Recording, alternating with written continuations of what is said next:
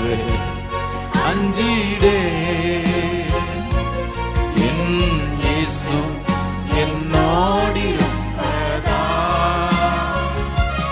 அஞ்சிடே அஞ்சிடே, என் இயேசு என்னோடிருப்பதா.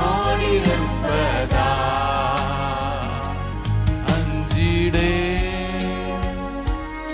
அஞ்சிடே,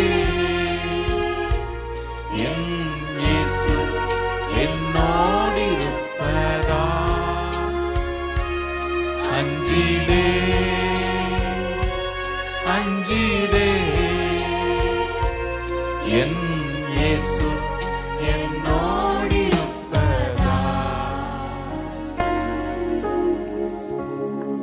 வாசிக்கலாம். ஆதியாகமம் 32வது அதிகாரம் 26வது வசனம். Genesis chapter 32 verse 26. அவர் நான் போகட்டும் பொழுது விடுகிறது என்றார். அதற்கு அவன், நீர் என்னை ஆசீர்வதித்தால் ஒழிய உம்மை போக விடேன் என்றான். 27. அவர், உன் பேர் என்ன என்று கேட்டார். யாக்கோபு என்றான். அப்பொழுது அவர், உன் பேர் இனி யாக்கோபு எண்ணப்படாமல் இஸ்ரவேல் என்னப்படும். தேவனோடும் மனிதரோடும் போராடி மேற்கொண்டாயே என்றார். ஜெபிப்போம். அன்பின் ஆண்டவரே, இந்த வசனங்கள் எங்களுக்கு பிட்டு தாரும். எங்கள் இருதயத்திலே இவைகளை ஆழமாய் பதிக்க உதவி செய்யும். எல்லா இடையூறுகளையும் இடைஞ்சல்களும் நசரேயனான இயேசு கிறிஸ்துவின் நாமத்தினாலே கடிந்து விடுங்கள். வருஷத்தினுடைய கடைசி நாட்களிலே வந்திருக்கிறோமே, எங்கள் தேவன் எங்களிடத்திலே எதை எதிர்பார்த்து இந்த வருடத்தை எங்களுக்கு கிருபையாய் தந்தீரையா, அதை நாங்கள் நிறைவேற்ற எங்களுக்கு உதவி செய்யும். அதன்படி வாழ இந்த நாட்களில் எங்களுக்கு கிருபை தாரும், அபிஷேகத்தை தாரும். உமக்கு ஸ்தோத்திரம். உம்முடைய பரிசுத்த ரத்தம் இடம் முழுவதும் தெளிக்கப்படட்டும். ஆண்டவரே, புல் உலரும் பூ உதிரும், உம்முடைய வசனமோ என்றென்றைக்கும் நிலைத்திருக்கக்கூடியது. இந்த வசனம் இன்றைக்கு எங்களோடு கூட இடைப்படட்டும். வார்த்தையானவர் நீர் எங்களுக்கு ஊழியம் செய்வீராக. உடைய பிள்ளைகள் கொடுத்த காணிக்கைகளை கர்த்தர் அங்கீகரித்திருக்கிறீர், அவர்களை ஆசீர்வதிப்பீராக. துதி கன மகிமையெல்லாம் ஒரு கேர் எடுத்து மீட்பர் இயேசு நாமத்தில் எங்களை தாழ்த்தி ஜெபிக்கிறோம் நல்ல பிதாவே, ஆமென். உட்காரும். கர்த்தருடைய பரிசுத்த நாமத்திற்கு மகிமை உண்டாவதாக. கர்த்தர் நல்லவர், அவர் கிருபை என்றும் உள்ளது. இன்றைக்கு தேவ செய்திக்கு நான் கொடுக்க விரும்புகிற தலைப்பு யாக்கோபின் தேவன், காட் ஆஃப் ஜேக்கப். இந்த 32வது அதிகாரம் நம்ம நிறைய முறை தியானிச்சிருக்கிறோம். நேற்றைக்கு தேவனுடைய சமூகத்திலே நான் காத்திருந்த பொழுது ஒரு குறிப்பிட்ட காரியத்தை குறித்து இந்த பகுதியிலிருந்து பேசும்படி ஆண்டவர் உணர்த்தினபடியினாலே இன்றைக்கு நான் அதை உங்களோடு பகிர்ந்து கொள்கிறேன். நமக்கு நேரம் குறைவாக தான் இருக்கு, ஆனாலும் குறித்த நேரத்தில் முடிப்பதற்கு தேவன் நமக்கு உதவி செய்யட்டும். இந்த யாக்கோபுன்ற மனிதனை குறித்து நம்ம அனைவருமே நன்கு அறிவோம். பொதுவாக எல்லா சபைகளிலும் பேசப்படுகிற ஒரு மனுஷன். எனக்கு இந்த பைபிள் கேரக்டர்ஸ்லே பிடித்த மனிதர்களே, நபர்களிலே இந்த யாக்கோபும் ஒருவன். இன்றைக்கு இந்த பகுதியை தியானிக்கும் பொழுது ஒரு காரியத்தை மனசுல வச்சுக்கோங்க. நம்ம ஒரு புதிய வருஷத்திற்குள் பிரவேசிக்க போகிறோம்.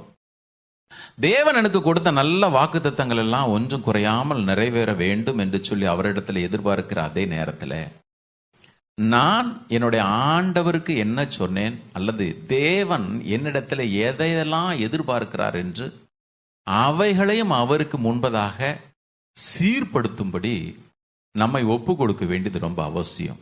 தயவு செய்து இன்னைக்கு யாருடைய கவனம் எங்கன்னு திரும்பிடாம பார்த்துக்கங்க.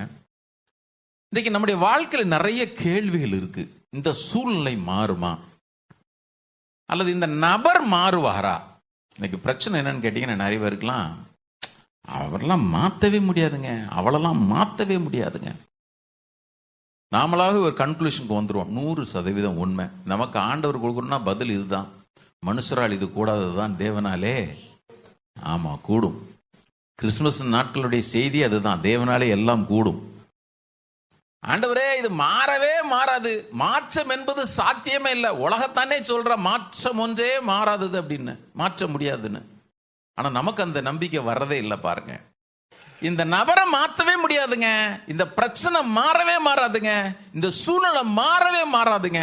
எதையாயிலும் ஒருவேளை நீங்க அதே மாதிரி நினைச்சிட்டு வந்து உட்கார்ந்துருப்பீங்கன்னா ஒன்றை நினைத்து கொள்ளுங்கள், யாக்கோபை மாற்றினவர், யாக்கோபை உருவாக்கி இஸ்ரவேலாக ஏற்படுத்தினவர் இன்னைக்கும் உயிரோட தான் இருக்கிறார். ஆமென்.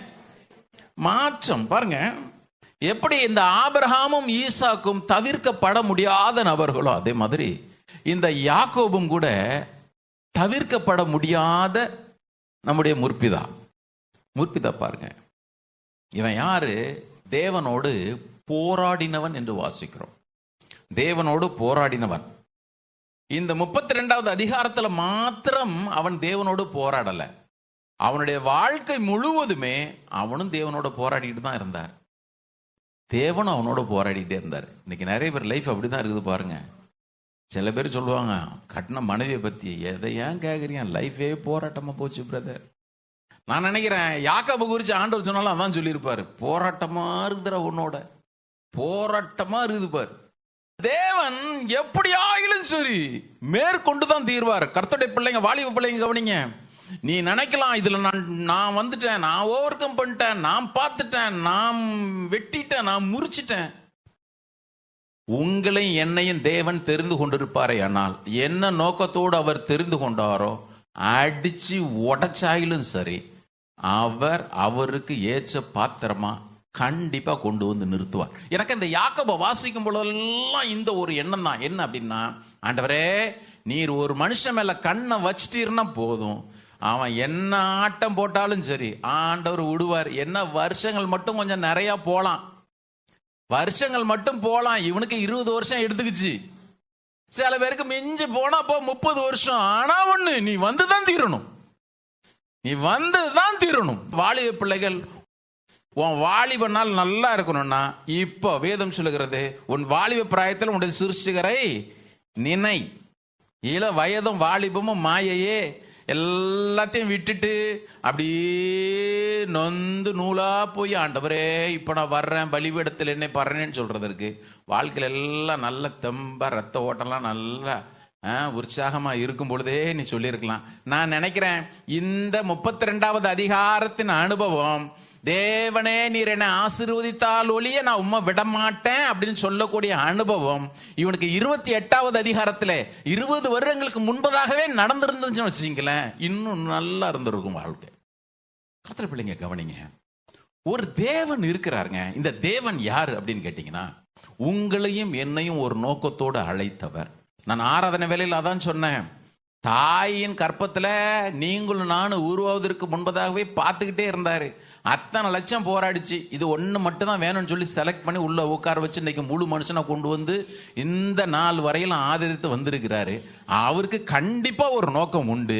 அந்த நோக்கம் நிறைவேறுவதற்கு இந்த வருஷத்தினுடைய கடைசியில வந்துட்டோம் பிரதர். இந்த 12 மாதங்கள் நீங்க ஒருவேளை நடந்திருக்கலாம், எப்படி எப்படியோ இருந்திருந்திருக்கலாம், தேவனுடைய சித்தத்திட்டு விலகி போயிருந்திருக்கலாம். இன்னைக்கு ஆண்டவரே எங்க வாழ்க்கையில எதுக்கு ப்ரையாரிட்டி கொடுக்கணும்னு தெரிஞ்சிருக்குது, நான் அதற்கு ப்ரையாரிட்டி கொடுக்கிறேன், எனக்கு நீர் வேண்டும் என்று சொல்லி முற்றிலுமாக அவரிடத்துல ஒப்பு கொடுத்துறது ரொம்ப நல்லது. பாருங்க, நீங்க பெரியவங்களோ சின்னவங்களோ வாழ்க்கை முழுக்க ஆண்டவர் உங்ககிட்ட போராடிட்டே இருப்பாருன்னு வச்சுங்களேன், உங்க வாழ்க்கையும் போராட்டமாவே இருக்கும். தேவன் ஒரு மனுஷனுடைய வாழ்க்கையில என்றைக்கு ஜெயிக்கிறாரோ அன்னைக்கு அவன் லைஃப் ஸ்மூத்தா போயிடும். நான் சொல்றேன், உங்களுக்கு புரியுதா? புரியுது இல்லையா? என்னைக்கு ஆண்டவர் உங்க வாழ்க்கையில என் வாழ்க்கையில மேற்கொண்டுறாரோ, அப்பா அவர் ஜெயிச்சிட்டார்ப்பா அப்படின்னு சொல்லிட்டு அந்த அனுபவம் என்னைக்கு வருதோ அதுக்கு பிறகு பாருங்க லைஃப் ரொம்ப ஸ்மூத்தா போகும், அழகா போகும், போராட்டம் இல்லாம போகும். என்னன்னா அந்த ஒரு இடத்திற்கு கொண்டு வர்றதுக்கு தான் ஆண்டவர் ஒவ்வொருத்தட்டையும் அவ்வளவு போராட்டம் போடுறார். இன்றைக்கு 2 விதமான யாக்கோபை குறித்து மாத்திரம் நம்ம பார்க்க போறோம். முதலாவது, ஆசீர்வாதங்களை மாத்திரமே தேடிய யாக்கோபு. இவன் ஆசீர்வாதங்களை விரும்பினவன். நல்ல கவனிங்க, இவன் தேவனை அறிந்த பின்னணியிலே பிறந்தவன். கிறிஸ்தவ குடும்பமே வச்சுக்கங்களேன். பழைய ஏற்பாட்டில் கிறிஸ்டியானிட்டின்னு இல்லை, நமக்கு புரியுறதுக்காக நான் அதை சொல்றேன். இவன் தேவனை அறிந்த குடும்பத்திலே பிறந்தவன், தேவன் யாருன்னு தெரியும், கிறிஸ்தவ பின்னணியிலே பிறந்து கிறிஸ்தவ பின்னணியிலே வளர்ந்தவன் வச்சுக்கங்களேன். தேவனை தெரியும். நான் ஏற்கனவே உங்களுக்கு சில வசனங்களை சொல்லியிருக்கிறேன். நம்முடைய முற்பிதாவாகிய ஆபிரகாம் ஈசாக்கோடும் யாக்கோபோடும் கூடாரங்களிலே குடியிருந்தான். அவன் தேவனையும் அவருடைய நியமங்களையும் பின்வரப்போகிற சந்ததிக்கு அறிவிக்கிற ஒரு தன்மை உள்ளவன். கண்டிப்பா யாக்கோபுக்கு தேவனை குறித்து நல்லா தெரியும்.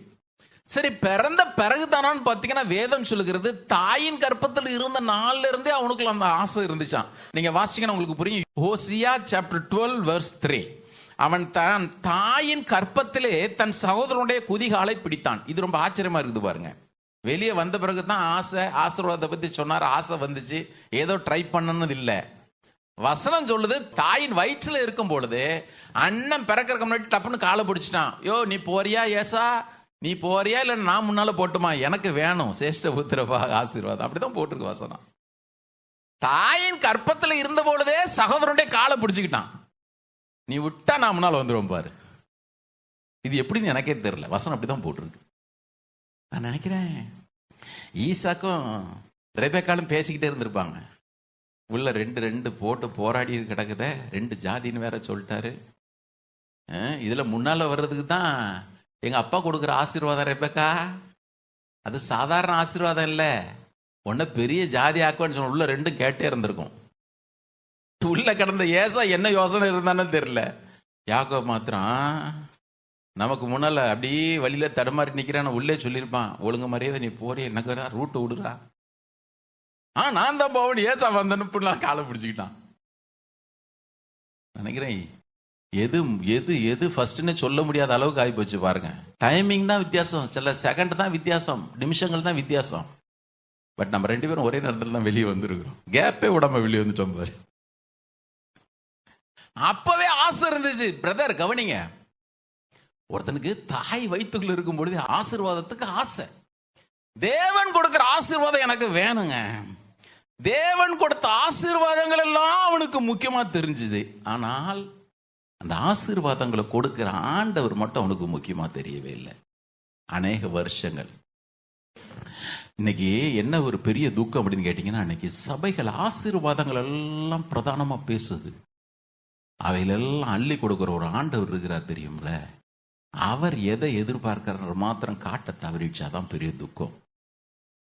இங்க இருக்கிற ஒவ்வொருவருக்கும் நான் சொல்றேன், நிறைய நேரத்தில் ஆண்டவரே என்ன ஆசீர்வதி ஆசீர்வதி ஆசீர்வதி ஆசீர்வாதம் கேட்கும் பொழுது ஆண்டவர் சொல்வாரு, நீ ஆசீர்வாதத்துக்கு ஓரம் வையே, முதல்ல என்ன தேடு. அவர் அதான் சொன்னார், முதலாவது தேவனுடைய ராஜ்யத்தையும் அவருடைய நீதியும் தேடுங்கள், அப்பொழுது இவைகள் எல்லாம் உங்களுக்கு கொடுக்கப்படும். மத்தேயு 6:33. நாம என்ன திரும்ப நினைக்கிறோம், ஆபீஸ்ல பிரச்சனை வந்த உடனே என்ன நினைக்கிறோம், போன உடனே ஆண்டவரே இது சரியில்லை அது சரியில்லை, வாழ்க்கையில் பிரச்சனை வந்தோடனே இது சரியில்லை அது சரியில்லை. அவங்களுக்கு யாக்கோபுனுடைய வாழ்க்கையில் நடந்த சம்பவத்தை காட்டுறேன் பாருங்க. அவனுக்கு நல்லா தெரிஞ்சிச்சு, இவைகள் எல்லாவற்றையும் விட நான் தேட வேண்டியது ஒண்ணு இருக்குது. அவரை பிடிச்சுக்கிட்டா மாத்திரம் போதும், அவர் உன்னை ஆசீர்வதிக்கிறேன்டான்னு சொன்னா மாத்திரம் போதும், என்னோட வாழ்க்கையில் எல்லாமே சமாதானத்திற்கு ஏதுவாக மாறிவிடும். ஒரு அழில சொல்லுவோமா, கொஞ்சம் வேகமா இதெல்லாம் உங்களுக்கு சொல்லிடுறேன் பாருங்க. இப்போ 25வது அதிகாரத்துல அவன் சேஷ்ட புத்திர பாகத்தை பெற்றுக்கொண்டான். அண்ணனுக்கு தேவையான பைச்சங்கூலை கொடுத்து, சிவப்பான பைச்சங்கூலை கொடுத்து ஆசீர்வாதத்தை பெற்றுக்கொண்டான். 27வது அதிகாரத்துல, ஆதியாகமம் 27வது அதிகாரத்துல தன்னுடைய தகப்பனிடத்திலிருந்து மூத்தவனுக்குரிய ஆசீர்வாதங்களை, ஏசாவுக்குள்ள ஆசீர்வாதங்களை ஏமாற்றி பெற்றுக்கொண்டான். அது ரொம்ப முக்கியம். ஏமாத்தி பெற்றுக்கொண்டான். ஏன்? இவன் சாதாரண இது நடக்கல, அந்த ஆசீர்வாதங்களுடைய மேன்மை என்னன்னு நமக்கு நல்லா தெரிஞ்சிருந்துச்சு. வெறுமனே எங்க அப்பா சேர்த்து வச்ச சொத்து மாத்திரம் எனக்கெல்லாம் அதெல்லாம் கூட இல்லை. அதை விட மேன்மையாக தேவன் தலைமுறையாக கொடுக்கிற ஆசீர்வாதங்கள் எனக்கு வேணும்னு சொல்லிட்டு அவைகளை சகோதரன் ஏமாற்றி பெற்றுக்கொண்டான். இப்ப பிரச்சனை என்னன்னா, பயந்து தன்னுடைய மாமன் லாபான் வீட்டுக்கு ஓடி போறான். நல்லா கவனிங்க, இந்த எல்லாம் நம்ம தியானிச்சிட்டோம், அதனாலதான் உங்களுக்கு மேலோட்டம் இதெல்லாம் சொல்லிடுறேன். இப்ப 28வது அதிகாரத்துல தன்னுடைய மாமா வீட்டுக்கு ஓடி போறான். போற இடத்துல வழியில இருட்டாயிடுச்சு. ராத்திரியில ஒரு கல்லை எடுத்து வச்சு தலையின் மேல வச்சுட்டு அவன் தூங்குறான்.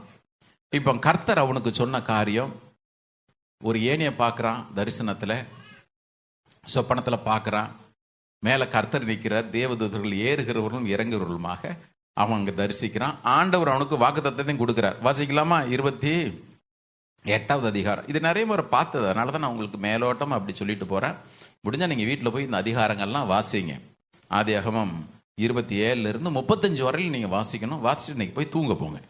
சரி, 28வது அதிகாரத்துல ஆண்டவர் அவனுக்கு இவன் ஆசீர்வாதத்தை சுதந்திரிச்சதுனால சொல்றாரு.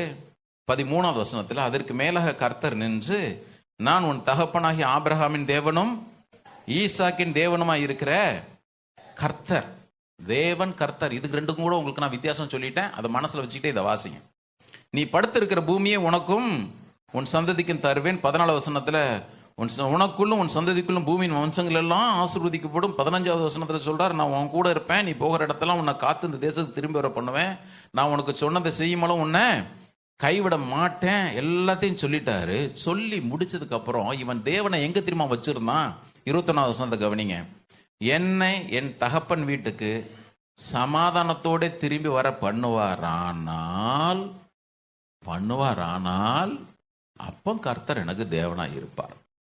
கொண்டு வந்தீர்னா இருப்பீர்.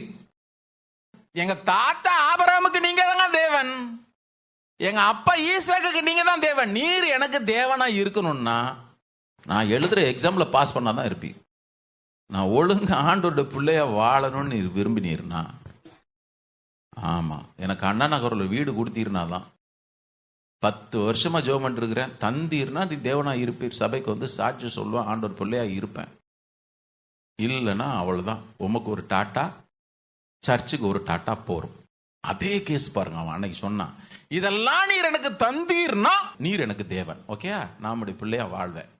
அது மாத்திரல, பின்னால் ஒரு அடி அடிச்சுட்டு போயிட்டான். தேவன் எனக்கு எதெல்லாம் தரீரோ அது எல்லா வச்சும் நமக்கு தசம்பாகம் தர்றேன். ஏன்னா எங்க தாத்தா வேற சொல்லிட்டு போயிட்டாரே, மெல்கி சேதேக்கு நான் ஒழுங்கா தசம்பாகம் கொடுத்துட்டு இருக்கிறேன்னு. இந்த தசம்பாகன்ற வார்த்தை இவனுக்குள்ள உள்ள இருந்திருக்குது. தந்தீர்னா நமக்கு தருவேன். இது ஏன் அப்படின்னு கேட்டீங்கன்னா, எனக்கு தேவனை தெரியுங்க, எனக்கு சிரேஷ்ட புத்திர பாகத்தின் ஆசீர்வாதங்கள் எல்லாம் தெரியும். ஆனா ஏன் ஆசை முழுவதும் ஆசீர்வாதங்கள் ஆசீர்வாதங்கள் ஆசீர்வாதங்கள் ஆசீர்வாதங்கள் ஆசீர்வாதங்கள். தேவனுக்கும் எனக்கும் வாழ்க்கையில சம்பந்தமே கிடையாது. நீங்க பின்னால அதிகாரங்கள் நீங்க வாசிச்சு பார்த்தீங்கன்னு வச்சீங்களேன், 29, 30வது அதிகாரங்கள்ல, 29வது அதிகாரத்தினோட தொடக்கத்துல மாமனார் வீட்டுக்கு போயிட்டான். போன பிறகு அங்க ஒரு இடத்துல கூட தேவனுக்கும் கர்த்தருக்கும் அவனுக்கு நடுவில் ஒரு பெரிய ஒரு ரொம்ப ரொம்ப ஒரு நெருக்கமான ஒரு அனுபவம் எங்கேயாவது இருக்குன்னு பார்த்தீங்கன்னா இல்லவே இல்லை. நீங்க மெதுவா வாசிங்க. நான் எத்தனையோ முறை வாசிச்சேன், நேற்று உட்காந்து திரும்ப திரும்ப திரும்ப வாசிக்கிறேன். எந்த ஒரு நெருக்கமான அனுபவமே இல்லை. 29, 30 அதிகாரங்கள்ல கர்த்தர்னு இவன் எதனா பேசுறானான்னு பார்த்தனா ரொம்ப ரேர். அதுவும் ஏதோ பேச்சுக்கு பேசணும் தான் பேசியிருக்கான். உதாரணத்திற்கு 29வது அதிகாரம் 29, ஆதியாகமம் 29, எல்லாரும் கையில பைபிள் எடுங்க. 32, 33, 34, 35 வசனங்கள்ல அவன் மனைவி லேயால் தான் திரும்ப திரும்ப சொல்றான், கர்த்தர் எனக்கு தந்தாரு, கர்த்தர் நிந்தை நீக்கினாரு, கர்த்தர் கர்த்தர் கர்த்தர் கர்த்தர். ஏதோ மனைவிகள்ட்ட எல்லாம் சொல்லிட்டான்னு நினைக்கிறேன். ஆமா, எங்களுக்கு ஒரு கர்த்தர் இருக்கிறார் அப்படின்ட்டு. அவ கரெக்டா சொல்ல, கர்த்தர் நிந்தை நீக்கினாரு. அவளுக்கு இருந்த விசுவாசம் கூட இவனுக்குள்ள வரல பாருங்க. சில நேரத்தில் அப்படிதான் நாம ஒருத்தங்களை ரட்சிப்புகள் நடத்திப்போம், அது நல்லா ஆண்டவர்ல போயிட்டே இருக்கும், இது பின்னால போயிட்டே இருக்கும், பின்னால போயிட்டே இருக்கும். இப்ப அவ சொல்றா, கர்த்தர் நிந்தை நீக்கினார், இப்ப கர்த்தர் வந்து என்னுடைய சிறுமை கண்டார், எல்லாம் பேசிக்கிட்டே இருக்கிறான். இப்ப அதுக்கு அடுத்த அதிகாரத்துல தான் பிரச்சனை. 30வது அதிகாரம் 1-2 வசனத்துல கூட அவன் என்னமோ தேவன் மேல பக்தியில சொல்லியிருப்பாங்கன்னு நினைக்காதீங்க. இந்த ராகில் வந்து நொயான்னு சொல்லிக்கிட்டே இருக்கிறா, எனக்கு புள்ளையதாரம் புள்ளையதாரம் புள்ளையதாரம் புள்ளையதாரம். அவன் சொன்னா, நான் என்ன கடவுளா? நான் பொதுவாக பேசணும், நான் கடவுளா? கடவுள்ல அடைச்சிருக்கிறப்போ அவர்கிட்ட போய் கேளு. அப்படிதான் பேசணும்னா தவிர பக்தியெல்லாம் ஒன்றும் பேசலாத. பாஸ்டர் பேசுற மாதிரி கர்த்தர் உன் கற்பத்தை அடைத்திருக்கிறார், ஓ கர்த்தாவே. போற போக்கில் அடிச்சு விட்டான். ஆண்டவர் அடைச்சிருக்காரு, போய் அவர்கிட்ட போய் கேட்டுக்க, இதுக்கு போய் என்ன போட்டு நோயன் பண்ணி ஏங்க எதுவுமே பேசல. நான் தேவனான்னு அதோட முடிச்சிட்டான். இப்ப 14வது வருஷம் ராகேலுக்குன்னு 7 வருஷம் வேலை பார்த்து அதுக்கு லேயால் தான் கிடைச்சது. லேயாலுக்கு முடிச்ச பிறகு மறுபடியும் ராகேல் வேணும்னு அதுக்கப்புறம் ஒரு 7 வருஷம் 14 வருஷம் முடிஞ்சு இப்பதான் 30வது அதிகாரம் 30வது வசனத்துல இப்பதான் ஃபர்ஸ்ட் கர்த்தர் பேரே சொல்றான். கர்த்தர். இந்த வசனத்தை வாசிங்க பார்ப்போம். நான் வரும் முன்னே உமக்கு இருந்தது கொஞ்சம், நான் வந்த பின்பு கர்த்தர் உன்னை ஆசீர்வதித்தினால் பெருகி இருக்கிறது. இப்பதான் அப்பா ஆசீர்வதிக்கிற ஒரு ஆண்டவர் கர்த்தர் அப்ப கொஞ்சம் அப்படியே முழு மனசா உள்ள இருந்து வருது. இப்ப கூட பாருங்க, ஏன் தேவன் சொல்றதுக்கு ஒரு வாய் வரவே இல்லை.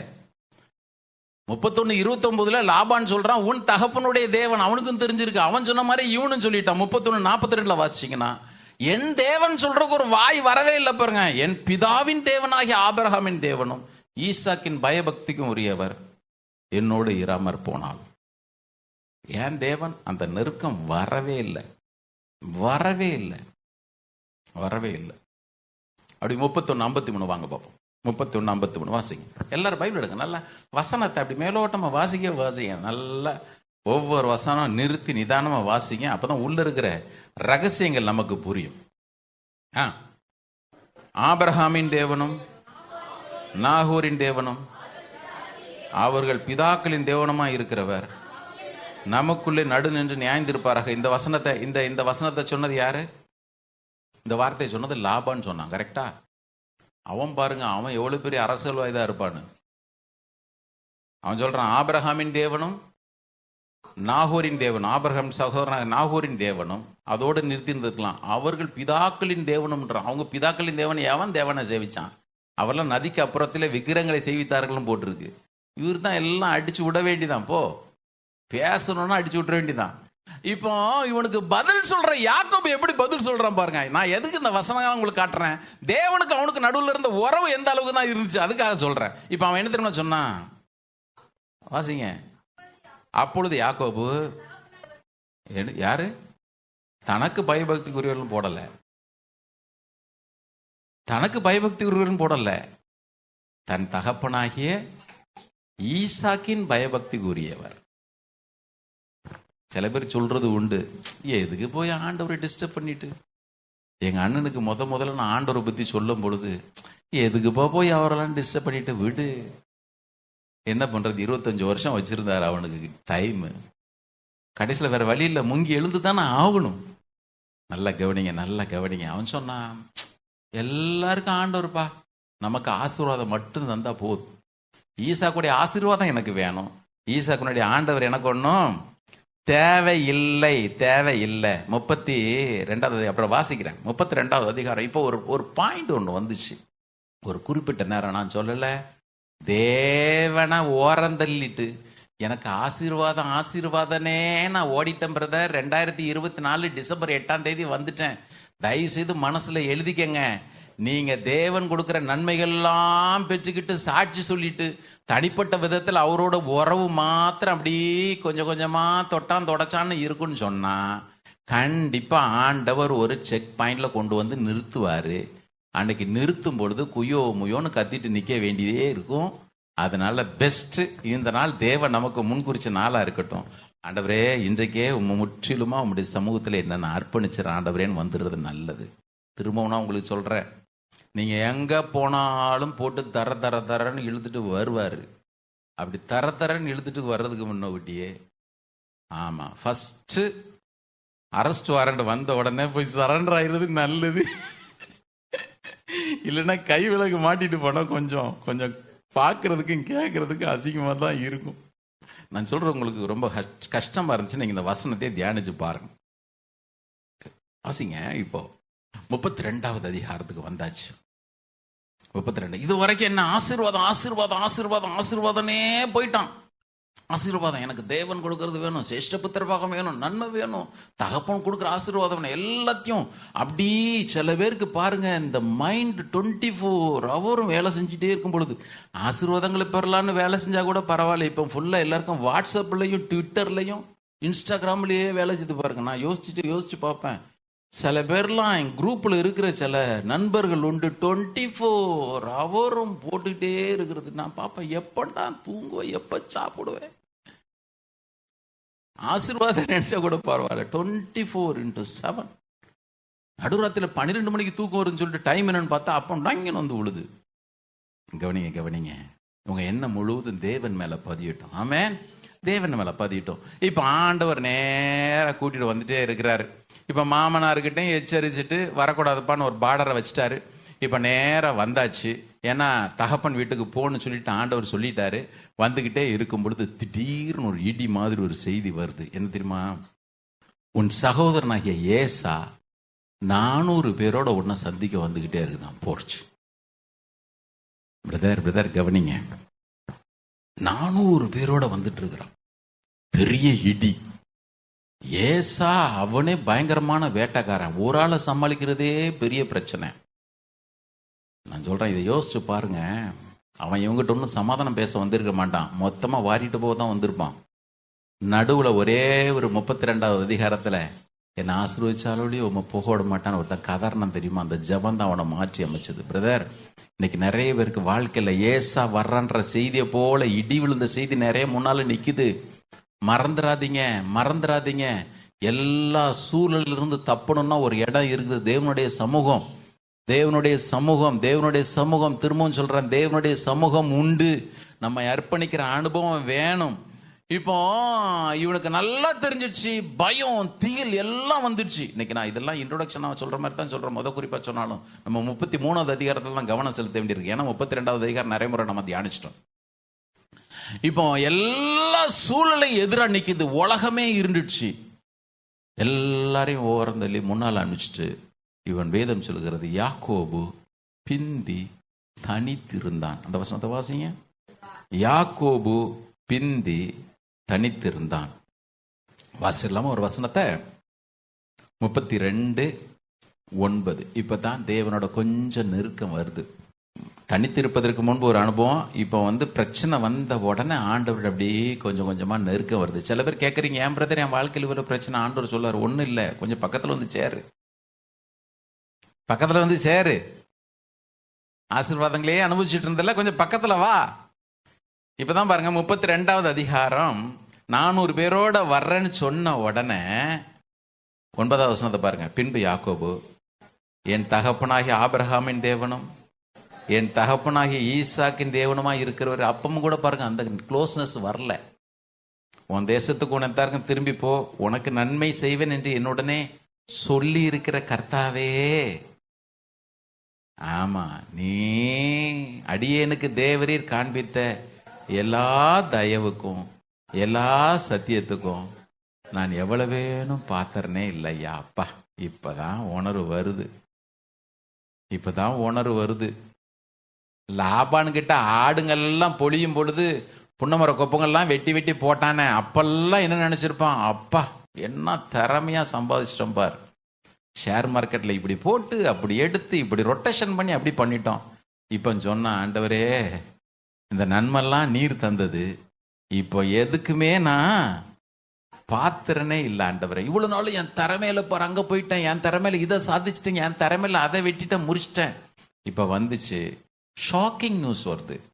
இப்ப சொன்ன, ஆண்டவரே, எனக்கு கொஞ்சம் கூட இதுக்கு தகுதி இல்லை, நான் பெற்றுக்கொண்ட எல்லா நன்மைகளும் நீர் எனக்கு தந்தது. இப்ப கூட ஒண்ணு சொல்றேன், இந்த ஆபத்திலிருந்து என்னை தப்பு வைக்கணும்னா நீர் மாத்திரம் தான் தப்பு வைக்க முடியும். ஏசா 400 பேரோட வர்றான், எனக்கு நல்லா தெரியும் அவனை பற்றி. அவன் என் மேல கோபத்தில் இருக்கிறான், என்ன கிடைச்சா நான் என்ன பண்ணுவேன்னு தெரியல, அன்னில இருந்து வெறியா இருக்கிறான். ஆண்டவரே, இப்பொழுது நீர் ஒண்ணு பண்ணணும், நீர் என்னை தப்புவியும் ஆண்டவரே. அவன் என்ன மாத்திரம் இல்லை, என் பிள்ளைங்க, மனைவிங்க எல்லாரையும் முறியடிப்பான் என்று சொல்லி நான் பயந்து இருக்கிறேன். நீர் சொன்னீரே, நன்மை செய்வேன், பெருக பண்ணுவேன்னு சொன்னீரே. இப்பதான் வாக்குத்தத்தத்தை பிடிக்கிற அனுபவம் இருக்குது. அவன் என்ன முறியடிச்சானா எப்படி ஆண்டவரை பெருக செய்ய முடியும்? நீர் என்னை பெருக செய்ய வேணும்னு சொன்னா நான் உயிரோடு இருந்த ஆகணும். ஐயா, எனக்கு உதவி செய்ய, நீர் உண்மை உள்ளவர், தய உள்ளவர், வார்த்தை காத்து நடக்கிறவர். ஐயா, எனக்கு நீர் அற்புதம் செய்ய ஆண்டவரே. ஜெபிச்சான் மாத்திரமல்ல. இப்ப பாருங்க, என்னதான் ஜெபம் பண்ணாலும் சைட்ல பண்றது பண்ணிட்டே இருப்பாங்க பாருங்க. சில பேர் என்னதான் தேவனை சார்ந்துக்கிட்டாலும், அதான் அடிக்கடி சொல்லுவோம்ல, பண தேவை வந்துச்சுன்னா, வீட்டில் நகை இருந்துச்சுன்னா, ஆண்டவரே நாளைக்கு காலையில பெரிய தேவை இருக்குது ஐயா அப்படின்னு சொல்லும் பொழுதே சைடில் அப்படி செல்ல அப்படி கண்ணு பக்கத்தில் வரும். ஒருவேளை யாக்கோபின் தேவன் அல்லது யெகோவா ஈரே கொஞ்சம் மறந்த மாதிரி இருந்துச்சுன்னா, பக்கத்தில் சேட்டு கடை இருக்குது. உண்மைதானே? நீங்க பாருங்க, நான் பேசுற எதுவுமே பிரசங்கமா நீங்க எடுத்துக்காதீங்க. நீங்க உங்க லைஃப்ல நான் எப்படி இருக்குன்னு மட்டும் கொஞ்சம் ஆராய்ந்து பாருங்க. நான் தேவனை சார்ந்து வாழ்றது, நான் தான் சொன்னேன்ல, சில நேரத்தில் ஆண்டவர் கையில எல்லாம் பணம் இருக்கும் பொழுது ரேக்ல ஒரு பிரெட் கூட இல்லாம பண்ணிடுவார். அப்பதான் ஐயோ ஆண்டவர் என்ன செய்வோன்னு வரும் பாருங்க. சில நேரம் ஆண்டவர் மேல இந்த சூழ்நிலை அனுமதிக்க தான் செய்யறாரு. அனுமதிக்கணும். இவர்கள் எல்லா சூழ்நிலையும் இவன் தன்னுடைய திறமை திறமை திறமை திறமை திறமை திறமைன்னு வந்துட்டான். இப்போ வேற வழி இல்லை. எந்த காட்டில் எங்கே போகிறது? அங்கே முன்னால் போக முடியாது, அங்கே வந்துட்டு இருக்கிறான். சரி, பின்னால் திரும்பி ஓடி போகலான்னு பார்த்தோன்னா ஏற்கனவே மாமனார் லாபானை வச்சு கலையத்து மிஸ்பாவில் ஒரு கல்லை வேற வச்சு, இந்த பாரு நீ அந்த பக்கம் வரக்கூடாது, நான் இந்த பக்கம் வரமாட்டேன்னு அங்கே வேற ஒரு உடன்படிக்கையை வேற பண்ணிட்டு வந்தாச்சு. கர்த்தர் நம்ம 2 பேருக்கும் நடுவில் நிற்பாரகான்னு வேற சொல்லிட்டு வந்தாச்சு. இப்போ முன்னாலேயும் போக முடியாது, பின்னாலேயும் திரும்ப முடியாது. நிறைய நேரத்தில் ஆண்டவர் அப்படி தான் நம்மளை கொண்டு விடுவார் பாருங்க. அன்னைக்கு சிவந்த சமுத்திரத்து ஓரத்துலையும் அப்படி தான் கொண்டு வந்து விட்டாரு. இப்போ கடலை பிரிச்சார். நீங்களாம் நினைப்பீங்க, ஓ கர்த்தர் எனக்காக சிவந்த சமுத்திரத்தை பிளந்தார், சிவந்த சமுத்திரத்தை பிளந்தார். ஆண்டவர் சொல்லுவார், ஒன்றும் இல்லை, உள்ள போ, வளர்ந்துறதுக்குள்ள போ, உள்ள விட்டு டோரை மூடிட்டு நீ திரும்பி போன்னு நினைச்சா கூட போகணும் தான் பேசிக்கிட்டு இருப்ப, உள்ள வரவே முடியாது. போ, உள்ள விட்டு லாக் பண்ணு.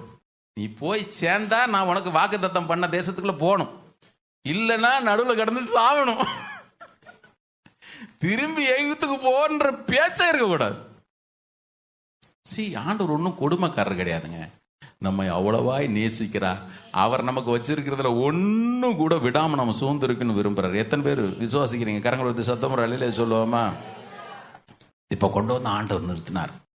வசனம் சொல்லுது, ஒரு நிலைமைக்கு அவனை கொண்டு வந்து. என்ன நிலைமை அப்படின்னா, உண்மை அல்லாம எனக்கு இந்த உலகத்துல விடுதலையே கிடையாது ஆண்டவரே. கர்த்தருக்கு ஸ்தோத்திரம். அந்த அனுபவத்திற்காக வாசிடலாமா? ஓசியா 12வது அதிகாரம். நீங்க யாருக்கோ தேவன் இதை எழுதி வச்சிருக்காருலாம் நினைக்காதீங்க. இந்த வசனத்தை வாசிக்கணும், நல்லா இருக்கும். ஏற்கனவே ஒரு நாள் அதை நம்ம வாசிச்சிருக்கிறோம். 12வது அதிகாரம் 3ல இருந்து நான் வாசிக்கிறேன். அவன் தாயின் கற்பத்திலே தன் சகோதரனுடைய குதிகாலை பிடித்தான், தன் பலத்தினால் தேவனோட போராடினான். அவன் தூதனானவரோட போராடி மேற்கொண்டான், அழுது அவரை நோக்கி கெஞ்சினான். பெத்தேலிலே அவர் அவனை கண்டு சந்தித்து அவ்விடத்திலே அவனோடு பேசினார், அவன் மூலமாக நம்மோடும் பேசினார். அதான் அந்த வசனத்தினுடைய அர்த்தம். அவனோட தானே பேசினார்னு போட்டிருக்கோம். ஆனா வசனம் என்ன தெரியுமா சொல்றது? வாசிங்களேன், எல்லாரும் தான் சத்தமா வாசிங்களேன் பார்ப்போம். எல்லாரும் எடுங்க பார்ப்போம், எல்லாரும் எடுங்க. 12:4 ஓசியா 12:4 எல்லாரும் வாசிக்கணும். அவன் தூதனானவரோட போராடி மேற்கொண்டான், அழுது அவரை நோக்கி கெஞ்சினான். பெத்தேலிலே அவர் அவனை கண்டு சந்தித்து யாரோட பேசினார்? நம்ம லைஃப்க்கு இது ரொம்ப தேவை இருக்குது பாருங்க. அவன் போன பாதை தான் எல்லார் லைஃப்லையும் அந்த பாதையில் நம்ம போக வேண்டியிருக்குது. வசனம் சொல்லுது, அவர் நம்மோடு கூட பேசினார். இவளுக்கு நல்லா தெரிஞ்சிச்சு, இந்த 20 ஆண்டுகளும் தேவனை தெரியும், ஆனா மனசுல ஏதோ ஒரு மூலையில எங்க இந்த தேவனுடைய பர்பஸுக்காகத்தான் என்ன இவ்வளவு தூரம் கொண்டு வந்திருக்கிறாரு. ஆனா அவருக்கு நான் கொடுக்கிற நேரமும் அவருக்கு கொடுக்கிற ப்ரையாரிட்டியும் முன்னுரிமை ரொம்ப குறைவு, ரொம்ப குறைவு. இப்போ ஒரு இடத்துல கொண்டு வந்து நிறுத்தினார்.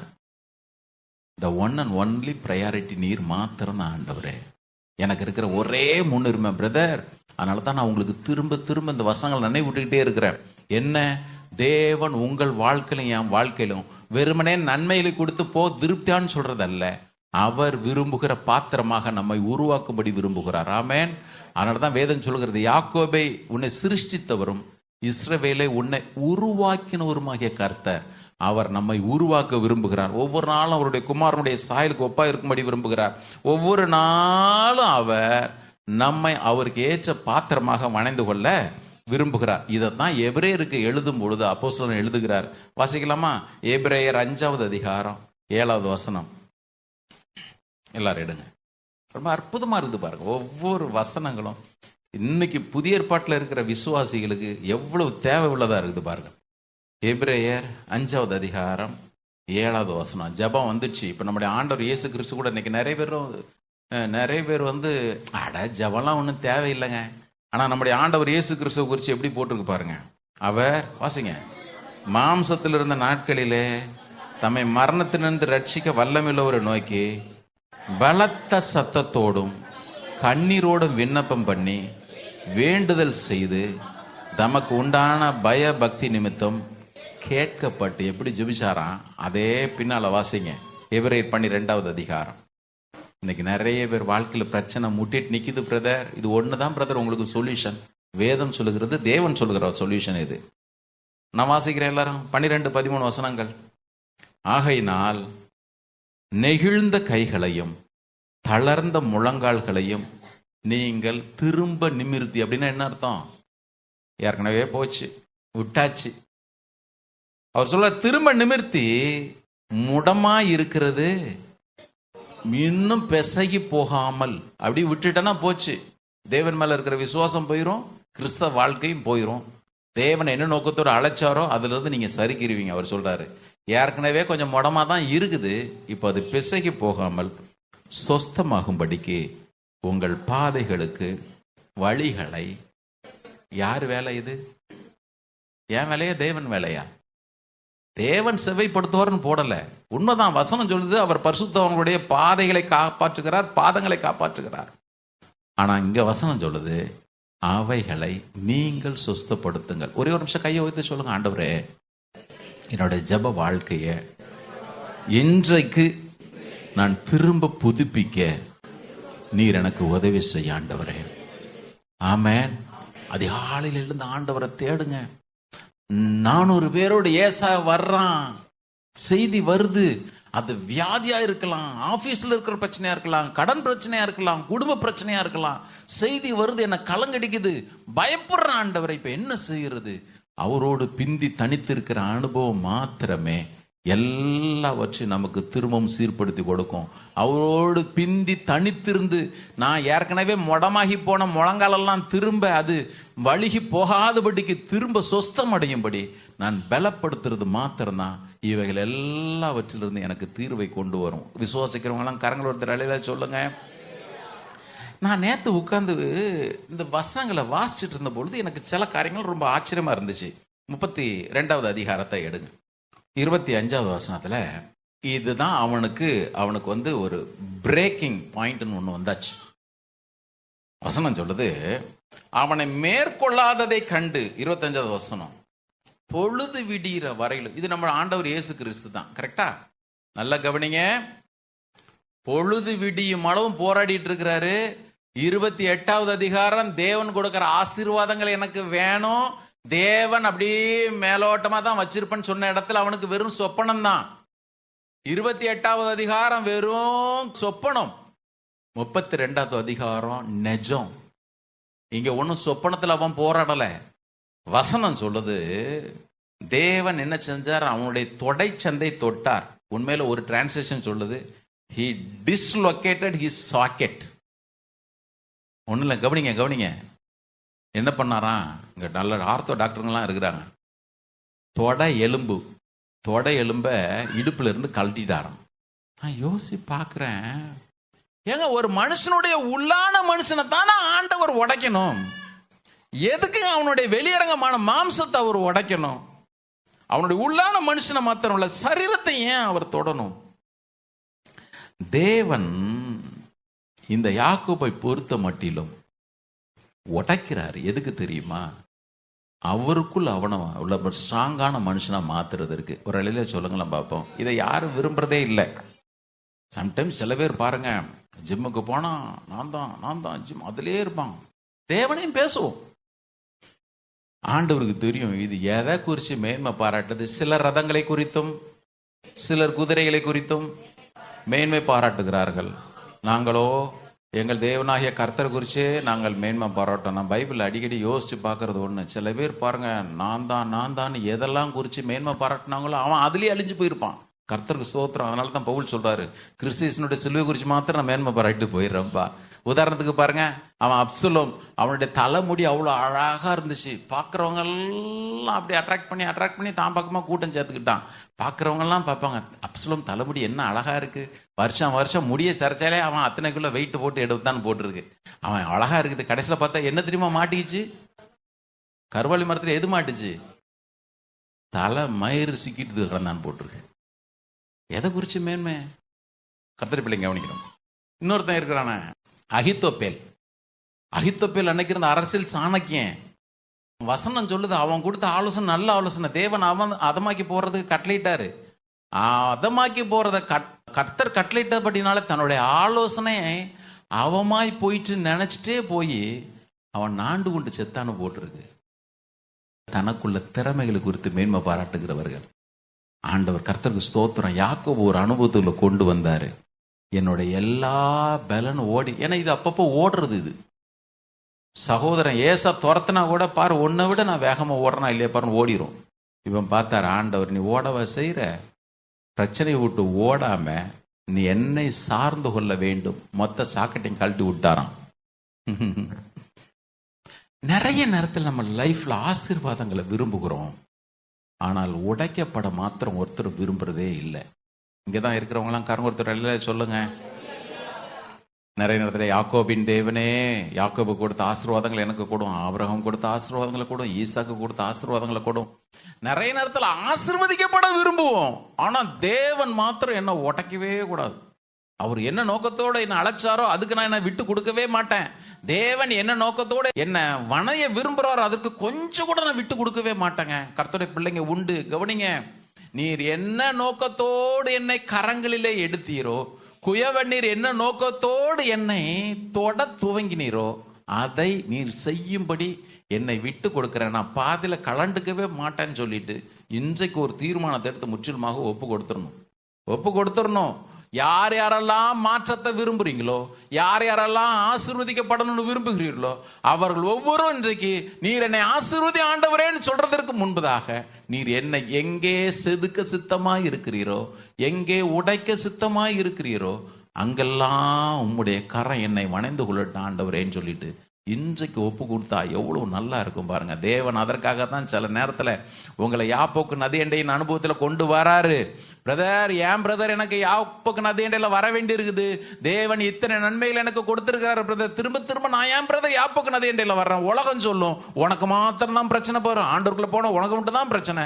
ஆண்டவர் சொல்லுவாரு, உனக்கு பிரச்சனை இல்லை, இது உன்னை நான் உருவாக்குகிற இடம், இது உன்னை நான் உருவாக்குகிற நேரம். ஏன்னா அவனுக்குள்ளது இல்லை, உன்னை நான் வைத்திருக்கிறது அநேக ஆயிரங்களுக்கு உன்னை ஆசீர்வாதமா மாற்றுறதுக்கு தான் வச்சிருக்கிறேனே தவிர அதனாலதான் உனக்கு வாழ்க்கையில யாப்போக்கின் அனுபவம். ஆமென், ஹல்லேலூயா, ஹல்லேலூயா, ஹல்லேலூயா. அதனாலதான் இன்னைக்கு வாசம் பாருங்க சங்கீதத்துல, பூமி நிலமாடினாலும் சரி, மலைகள் நடுச்சமுத்திரத்துல தள்ளுண்டு போனாலும் சரி, ஏசா 400 பேரோட வந்தாலும் சரி, எத்தனை பிரச்சனைகள் என்ன சூழ்ந்து கொண்டிருந்தாலும் சரி, 46:11 வாசிக்கிறோம், சேனைகளின் கர்த்தர் நம்மோடு இருக்கிறார் அப்படின்னு போட்டுட்டு அதோட முடிச்சிருந்தா பரவாயில்ல. யாக்கோபின் தேவன் நமக்கு உயர்ந்த அடைக்கலமா இருக்கிறார். ஹல்லேலூயா, ஹல்லேலூயா, ஹல்லேலூயா, ஹல்லேலூயா. மறந்துடாதீங்க, இந்த தேவன் நமக்கு அடைக்கலம், அவர் பெலன், ஆபத்து காலத்தில் அனுகூலமான துணை. இவன் 32:26 இப்பதான் வர்றான். நீர் என்னை ஆசீர்வதித்தால் ஒளிய நாம போக விட்டார். இது ஒரு டிரான்ஸ்லேஷன் எப்படி தெரியுமா போட்டிருக்கு, I will not let you go, God please don't leave. ஆண்டவரே தயவு செய்து என்னை விட்டு போயிடாதீங்க. 28வது அதிகாரத்தில் உன்னை ஆசீர்வதிப்பேன்னு சொல்லிட்டு நீங்க எங்கேயோ நான் எங்கேயோ இருந்த மாதிரி இருந்துட்டேன். ஐயா, இனிமே எனக்கு ஒரு ஆசீர்வாதம் வேணும். நான் ஏற்கனவே உங்களுக்கு சொல்லியிருக்கிறேன். ஆண்டவர் கேட்டிருப்பாரு, அதான் உனக்கு தான் தந்துட்டேனே, நீ தான் சொன்ன கோலும் கையுமா போனேன், இப்ப 2 பரிவாரங்களோட நான் வர்றேன்னு சொன்னல, வேற என்ன ஆசீர்வாதம் வேணும்? அன்னைக்கு கூட கேரள் பொம்பளத்துக்கு கொஞ்சம் வேடிக்கையா சொல்லிட்டு போனான், இவன் எவ்வளவு ஹார்டான மனுஷன் தெரியுமா, ஒரு மனைவி கட்டினவனே நாட்டில் அப்படியே அப்பா முடிச்சிட்டு இருக்கிறான். இவனுக்கு ஆண்டவர் 2 மனைவிகளை கொடுத்து, அது கூட அடிஷனல் 2 கொடுத்தும் கூட உடைக்கப்படாத கடைசியில் யாப்போக்கில் கொண்டு வந்தா உடைக்க வேண்டியதுன்னா அவன் எவ்வளவு ஸ்ட்ராங்கான ஆளா இருந்திருப்பான் பாருங்க. அவ்வளவு கொடுத்தும் கூடமா அவன் பாருங்க நான் தான் அப்படின்னு இருப்பான். கர்த்தர் கொண்டு வந்தார். கவனிங்க, இப்ப ஆண்டவர் கேட்டாரு, என்ன ஆசீர்வாதம்? நீர் வேணும் ஆண்டவரே. லிட்டரல் டிரான்ஸ்லேஷன், என்ன ஆசீர்வதித்தாலோட உண்மை போக விடேன்னு சொன்னான். அதனுடைய உண்மையான அர்த்தம் இதுதான். உண்மையான அர்த்தம், I will not let you go, உம்மை போக விட மாட்டேன் ஆண்டவரே. காட் ப்ளீஸ் டோன்ட் லீவ், தயவு செய்து என்னை விட்டு போவாதீங்க ஆண்டவரே. இன்னொரு இடத்துல சொல்லதான் தான், எனக்கு நீர் கொடுக்கறதெல்லாம் தூக்கி தூர போடும், எனக்கு நீர் வேணும் ஆண்டவர். எனக்கு எத்தனை பேர் அந்த நன்மைக்கு வரைக்கும் தெரியல பிரதர். வார்த்தையின் வாசஸ்தலத்தில் இருக்கிற ஒவ்வொருத்தரும் அந்த ஸ்டேஜுக்கு வரணும், அந்த இடத்துக்கு வரணும். நினைக்கிறேன் அதில் வேற எந்த ஆசையுமே இருந்திருக்காது. எனக்கு நான் நேற்று இந்த மெசேஜை ப்ரிப்பேர் பண்ணிட்டு இருந்த பொழுது, அநேக வருஷங்களுக்கு முன்பதாக அப்போ ஊழியத்தில் காலையில் போனால் நைட்டில் வருவேன், சில நேரத்தில் நான் வர்றதுக்குள்ள பிள்ளைங்க தூங்கியிருப்பாங்க, பிள்ளைங்க எழுந்திருக்கிறதுக்குள்ள நான் வீட்டை விட்டு போயிடுவேன். ஒரு 4-5 நாள் பிள்ளைங்க முகத்தை நான் பார்க்குறேன் தூங்கும் பொழுது. ஆனால் நான் திரும்பி வரும்பொழுது பிள்ளைங்க நல்லா தூங்கிட்டு இருக்கும். ஒரு நாள் நைட்டு ஆடி நான் முழிச்சிட்டு இருந்தேன். அவள் சின்ன பிள்ளை. நான் வந்துட்டு வெளியே கிளம்பணும், கையை பிடிச்சிக்கிட்டான். ஓன்னு அழுவுது. எதுக்குமா அழுவுற? இன்னைக்கு இங்க படுக்கல, இங்க அவ்வளவுதான் பாருங்க, உங்ககிட்ட நான் பேசவே மாட்டேன். ஓன்னு அழுவுது. கொடுக்குற நன்மைகளினால இல்லை, அதுக்கு தெரியும் அப்பா கூட இருக்கணும், அப்பா கூட இருக்கணும். அப்பாக்காகத்தான் அப்பா மேல அன்பு. அவளை மட்டும் சொல்ல, எல்லா பிள்ளைகளுக்கும் அந்த அன்பு இருக்கும் பாருங்க. நீங்க இருந்தே ஆகணும். யாக்கோபு சொன்னா, இந்த பாருங்க கொடுக்கறதெல்லாம் இந்த யோவான வைங்க. 28 கேட்டேன், நீர் என்னை ஆசீர்வதிச்சாதான் நீர் என்னுடைய தேவன். ஆனா இப்ப அதெல்லாம் எனக்கு வேண்டவே வேண்டாண்டவரே, எனக்கு நீங்க வேணும், எனக்கு நீங்க வேணும். அதனாலதான் வேதம் சொல்லுகிறது, தேவன் அவர்களுடைய தேவன் என்னப்பட வெட்கப்படவில்லை. அவர்கள் இதை அல்ல, இதிலும் மேன்மையான பரமதேசத்தை விரும்பினாங்க, பரமனை விரும்பினார்கள். ஆகையால் உன்னதத்தை விரும்பினாங்க. அதனால் தேவன் அவர்களுடைய தேவன் என்று சொல்லப்பட வெட்கப்படவே இல்லை. நான் சொல்றேன், யாக்கோபு அவன் மாம்சத்துக்குரியவன். இப்ப ஆண்டவர் அவனை பேரை மாத்தி இஸ்ரவேலாக கொண்டு வந்தார். 2வது குறிப்பை மாத்திரம் நான் வேகமா சொல்லிட்டு முடிச்சிடறேன், நமக்கு நேரம் இல்லை. நான் 1வது குறிப்பு சொன்னேன், தேவனுடைய ஆசீர்வாதங்களை மாத்திரம் தேடின யாக்கோபு. 2வது குறிப்பு, ஆண்டவரை தேடிய இஸ்ரவேல். இப்ப இவனுடைய தேடல் மாறிடுச்சு. 32வது அதிகாரத்தை முடிச்சாச்சு, இப்ப 33வது அதிகாரம். இப்ப இவன் ரட்சிக்கப்பட்டாச்சு. நம்ம பாஷையில சொல்றதா இருந்தா, இது வரைக்கும் உண்மையான ரட்சிப்புன்னு என்னன்னு தெரியாம ஆண்டவரே ஆண்டவரேன்னு சொல்லியாச்சு. இப்ப ஆண்டவரை பார்க்க வேண்டிய விதத்துல பார்த்தாச்சு, அவர் ருசிக்க வேண்டிய விதத்தில் ருசிச்சாச்சு. தேவனால தொடப்பட்ட ஒரு மனுஷன். இன்னைக்கு சபையில நிறைய பேர் நான் ரட்சிக்கப்பட்டேன்னு சொல்லிட்டு கொஞ்சம் கூட வாழ்க்கை மாறவே இல்லை பாருங்க. ஆனா யாக்கோபு ஒரு நாள் அப்படி இல்லவே இல்லை. அவனோட லைஃப் கொஞ்சம் கொஞ்சமா அப்படி உடனே டிரான்ஸ்ஃபார்ம் ஆயிடுச்சு. என்ன டிரான்ஸ்ஃபார்மேஷன் ஆயிடுச்சு அப்படின்னு கேட்டீங்கன்னா, முதலாவது 32வது அதிகாரத்தை நீங்க பாத்தீங்கன்னா, எல்லாரையும் முன்னால விட்டுட்டு இது பார்ட்டி பின்னால போச்சு. அப்படிதானே போட்டிருக்கு. எல்லாரையும் முன்னால் அனுப்பிட்டு பிந்தி இருந்தான். இப்போ எல்லாரையும் பின்னால் அனுப்பிட்டு, முதல்ல ஏசா வரானா அவன்கிட்ட நான் வாங்குறத வாங்கிக்கிறேன்ப்பா, இவன் முன்னால போக ஆரம்பிச்சான். ஒரு அழியில சொல்லுவோமா, ரட்சிக்கப்பட்ட பிள்ளைங்களுக்கு கவனிங்க ஒரு தைரியம். என்ன தைரியம்? சேனைகளின் கர்த்தர் என்னோடு கூட இருக்கிறார், அவர் எனக்காக எல்லாவற்றையும் செய்து முடிப்பார். ஆமென். யாக்கோபின் தேவன் எனக்கு செய்வாருங்க. நான் 32வது அதிகாரத்துல எதை பார்த்து பயந்து நடுங்கினேனோ, 33வது அதிகாரத்துல ஒரே நாள் ராத்திரில எல்லா சூழ்நிலையும் மாறிடுச்சு. ஏன் சொல்லுங்க பாப்போம்? தேவனை தேட வேண்டிய விதத்துல தேடினதுனால. 2வது குறிப்பு தைரியம். சரி, 2வது குறிப்பு அவனுக்குள்ள வந்த தாழ்மையை கவனிங்க. வாசிக்கலாமா? ஏசா எந்த எண்ணத்தோட வந்தாலும் சரி, இப்போ அவனுடைய எல்லா எண்ணத்தையும் தேவன் மாத்திருவார். வேதம் சொல்லுகிறது, ராஜாக்களுடைய கர்த்தருடைய கரங்களில் நீர்க்கால்களை போல இருக்கிறது, அவர் தமக்கு சித்தமானபடியெல்லாம் அதை திருப்புகிறார். இப்ப வாசிக்கலாமா? அதிகாரம் 31வது. தமிழ்ல நல்லா இல்லை, தமிழ்ல நல்லா இல்லை, இங்கிலீஷ்ல ரொம்ப நல்லா இருக்கு. இங்கிலீஷ் பைபிள் எடுக்கிறவங்க கொஞ்சம் வாசிங்கன்னா தெரியும். இப்பதான் ஃபர்ஸ்ட் அந்த கிரேஸ் அப்படின்ற வேர்டை பயன்படுத்துறார் யாக்கோபு. கிரேஸ் 5வது வசனத்துல கிரேஷியஸ்லி, 8வது வசனத்துல டு ஃபைண்ட் கிரேஸ், 10வது வசனத்துல டு ஃபவுண்ட் கிரேஸ், 11வது வசனத்துல டெல்ட் கிரேஷியஸ்லி, 15வது வசனத்துல கிரேஸ். கிருபை கிருபை கிருபை கிருபை வசனம் திரும்ப திரும்ப வருது. அது மாத்திரம் இல்ல பாருங்க, 9வது வசனத்துல அவன் என்னுடைய சகோதரன்னா யாரு? ஏசா. 8, 13, 14, 15 வசனங்கள்ல இவன் சொன்னான், உமது அடியான், உமது அடியான், என் ஆண்டவனே, என் ஆண்டவனே. இவங்க 2 பேரும் இதுக்கு முன்னாடி எலியும் பூனையுமா இருந்தாங்க. இப்போ பார்த்தா உன் முகத்தை பார்த்தா தேவதூதனுடைய முகத்தை பார்க்குற மாதிரியே இருக்கு. இப்போ உன் முகத்தை பார்த்தா தேவனுடைய முகத்தை பார்த்த மாதிரியே இருக்கு. பிரதர் சிஸ்டர், என் வீட்டுக்காரர் ஒரே பிரச்சனை, என் வீட்டுக்காரி ஒரே பிரச்சனை, 2 பேரை பார்த்தாலே வெறுப்பா இருக்குது. ஒரே ஒரு தீர்வு தான் பிரதர், கொஞ்சம் தனித்துருங்க. ஆண்டவரை பார்க்கும் பொழுது அங்க பார்த்து முகம்லாம் மாறிடுச்சுன்னா உங்க முகம் மாறிடும். அவங்க பார்க்கும் பொழுது சொல்லுவாங்க. அதனாலதான் சொன்னால அடிக்கடி 99 வயசுல சாரால பார்த்துட்டு ஒருத்தன் மயங்கிருப்பான காரணம் என்னவா இருக்குன்னு சொல்லுங்க பார்ப்போம். வசனம் சொல்லுது, வாக்கு பண்ணவர் உண்மையிலோர், வாக்கு பண்ணவர் உண்மையிலோர், வாக்கு பண்ணவர் உண்மையிலோர். அவன் தியானிக்க ஆரம்பிச்சதுனால தான் அவனுடைய முகர்வு மாறிச்சே தவிர, not because of fair and lovely. நீங்க என்ன ஃபேர் அண்ட் லவ்லி போட்டாலும் வயசு ஆவாவ காட்டி கொடுத்துரும். பெஸ்ட் ஜபத்துல இருந்தீங்கன்னா, மோசே அன்னைக்கு மலைக்கு மேல இருந்துட்டு இறங்கினா பாருங்க, ஒருத்தர் முகத்தை பார்க்க முடியல. பிரைட்.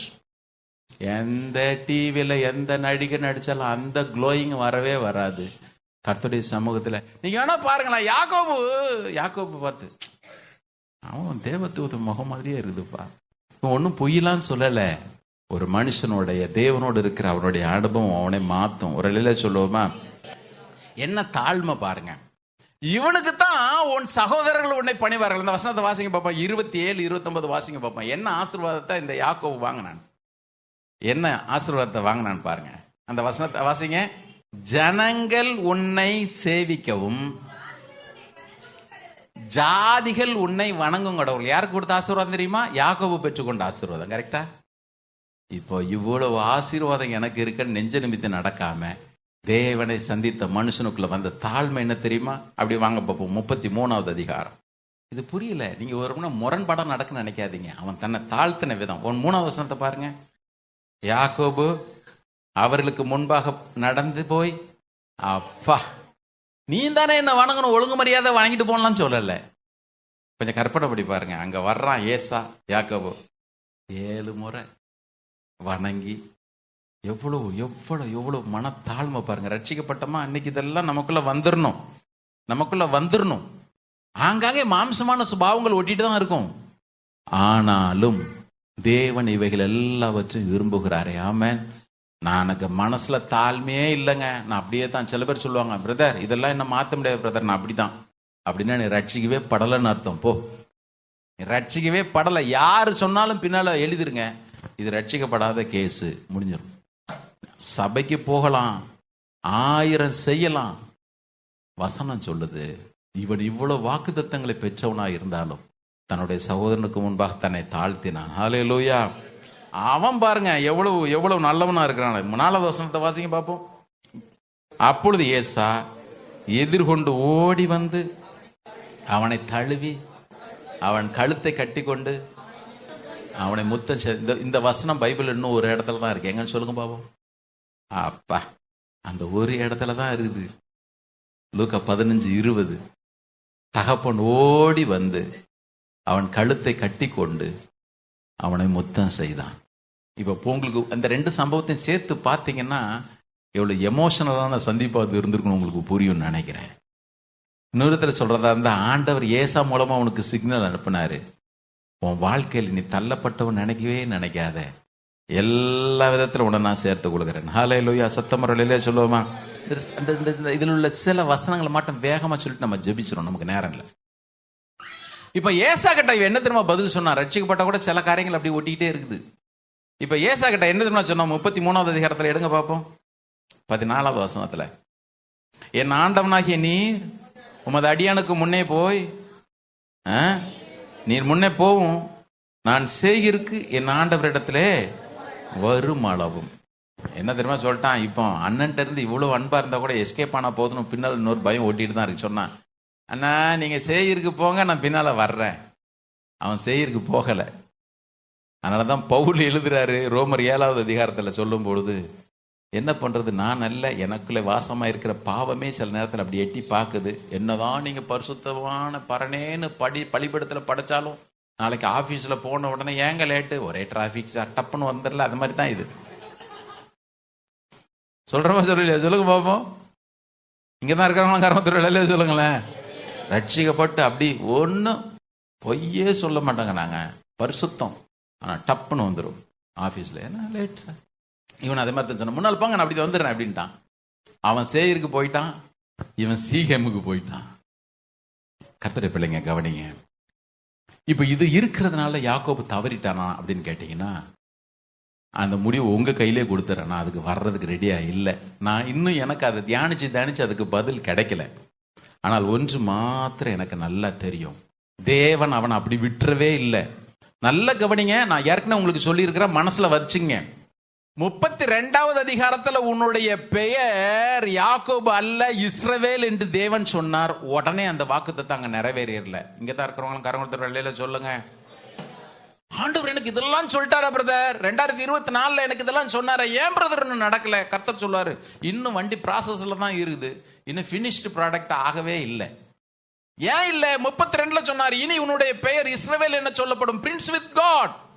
நீ இனிமே டிசீவர் அல்ல, நீ இனிமே எத்தன் இல்ல, நீ யாக்கோபு இல்ல, நீ இஸ்ரவேல் சொல்லிட்டாரு. எங்க தெரியுமா இது நடந்துச்சு? 35வது அதிகாரத்துல திரும்பவும் ஆண்டவர் அதை கன்ஃபார்ம் பண்றாரு. ஏற்கனவே உங்களுக்கு சொல்லிட்டேன், திரும்ப உங்களுக்கு புரியும்படி நான் சொல்றேன், கவனிங்க. எனக்கு தேவன் சொன்னது எங்கெங்க நடக்கல அப்படின்னு கேட்டீங்கன்னா, 32ல, 33ல, 34ல, 35ல திரும்ப திரும்ப அவன் லைஃப்ல ஒரு பெரிய ப்ராசஸ் போயிட்டே இருந்துச்சு. ஆண்டவர் அதை செஞ்சுக்கிட்டே இருந்தார். ஏன் அப்படின்னு கேட்டீங்கன்னா, இவன் ரட்சிக்கப்பட்டன்னு சொன்னா கூட சறுக்கிக்கிட்டே இருந்தான். ஒவ்வொரு முறையும் சறுக்கும் பொழுதும் ஆண்டவர் அவனை சரி பண்ணி சரி பண்ணி சரி பண்ணி சரி பண்ணி சரி பண்ணி கொண்டு வந்துகிட்டே இருந்தார். வாசிக்கலாமா? 33வது அதிகாரத்தினுடைய 20. இவன் 28ல ஆண்டவரை தரிசிச்சவன் அது வரைக்கும் எத்தனை நன்மைகள், ஏராளமான ஆடுகளும் மாடுகளும் கிடைச்சு, 2 பரிவாரங்கள் கிடைச்சு, 1+1 buy 1 get 1ன்ற மாதிரி 2 மனைவி, 2 அதுக்கு பிறகு 2 வேலைக்காரிகள் கிடைச்சாலும் கூட இவன் ஒரு இடத்துல கூட தேவனுக்கு பலிபீடம் கட்டினான்னு போடவே இல்லை. இப்பதான் எங்க வருது? 33வது அதிகாரம் 20வது வசனத்துல அங்கே ஒரு பலிபீடத்தை கட்டி, 28ல வெறும் தூணை நிறுத்திட்டு பேசாம எண்ணெய் ஊத்திட்டு போயிட்டான். 33:20ல அங்கே ஒரு பலிபீடத்தை கட்டி அதற்கு ஏல் எலோஹே இஸ்ரேல், இஸ்ரவேலின் தேவன் பராக்கிரமசாலி, மகத்துவமானவர், சர்வ வல்லவர் சொல்லிட்டு அதற்கு பேரிடுறான். அதன் பிறகு பாத்தீங்கன்னா, இவனை பெத்தேலுக்கு போன்னு சொன்ன ஆண்டவர் அவன் பெத்தேலுக்கு போகாம நேர போய் சீஹேம்ல இருந்தான். அங்க அவனுடைய மகள் தீட்டுப்பட்டது எல்லாமே நமக்கு தெரியும். சிமியோன், லேவி அங்க உள்ள கொன்று கூச்சி தெரியும். இதெல்லாம் முடிச்சுட்டு 35வது அதிகாரம் வாங்க. 35வது அதிகாரம் தான் தேவன் அவன் வந்து சேரும்படி அவனை உருவாக்கி அவருக்கு ஏற்ற பாத்திரமாக வணையும்படி குறித்திருந்த இடம். நேர உள்ள வர்றான்.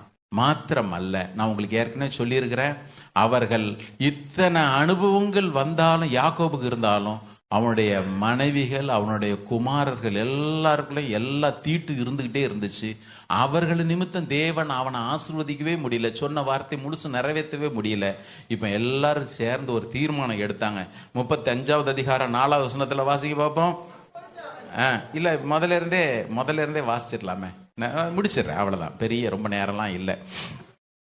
வாசிக்கலாமா? தேவன் யாக்கோபை நோக்கி, நீ எழுந்து பெத்தேலுக்கு போய் அங்கே குடியிருந்து சகோதரனாக ஏசாவின் முகத்திற்கு விலகி ஓடி போகிற போது உனக்கு தரிசனமான தேவனுக்கு அங்கே ஒரு பலிபீடத்தை உண்டாக்காது. ரொம்ப முக்கியம். அப்பொழுது யாக்கோபு தன் வீட்டாரையும் தன்னோட கூட இருந்த மற்ற அனைவரும் நோக்கி, உங்களிடத்தில் இருக்கிற அந்நிய தெய்வங்களை விலக்கி போட்டு உங்களை சுத்தம் பண்ணி கொண்டு உங்கள் வஸ்திரங்களை மாற்றுங்கள், நாம் எழுந்து. பாருங்க, நான் எழுந்துன்னு சொல்லல. பெற்றோர் அப்பா கவனிங்க, அம்மா கவனிங்க, பிள்ளைங்க கவனிங்க. உங்க அம்மா முட்டி ஜெபம் பண்ணிக்கிட்டே இருப்பாங்க, குடும்பத்துல இன்னும் நன்மை வரல பிரதர். உங்க அப்பா முட்டி ஜெபம் பண்ணிக்கிட்டே இருப்பாரு, இன்னும் நன்மை வரல பிரதர்.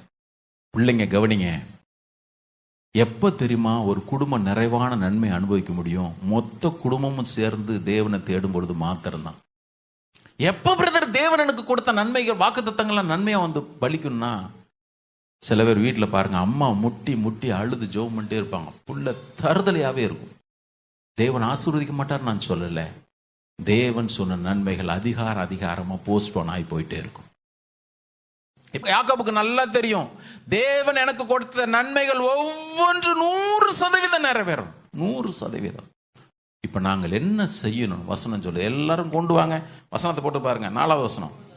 அப்பொழுது அவர்கள், அவன் இல்ல, அவர்கள் தங்கள் கையில் இருந்த எல்லா அந்நிய தெய்வங்களையும், யார் தேவன் அறிஞ்ச ஒரு மனுஷன் வீட்டுக்குள்ள எல்லாம் இருக்குது பாருங்க. உங்க வீட்டுல எந்தெந்தெல்லாம் உள்ள இருக்குதோ இன்னைக்கு சர்ச் பண்ணிடணும் பிரதர். 2025 போக போறோம். சும்மா குப்பை தூக்கிட்டு போட்டுட்டு இதுல இருந்து இந்த கேரி ஓவர்னு சொல்லுவாங்களா அக்கௌண்ட்ஸ்ல, அந்த மாதிரி இதை தூக்கி அங்க போட்டு அங்க இருக்க மீதி தூக்கி 2026 போட்டு 2026 மீதி 27 போட்டு 27 28 போட்டு குப்பை சுமக்கிறதுக்கு அல்ல தேவன் அழைத்தது.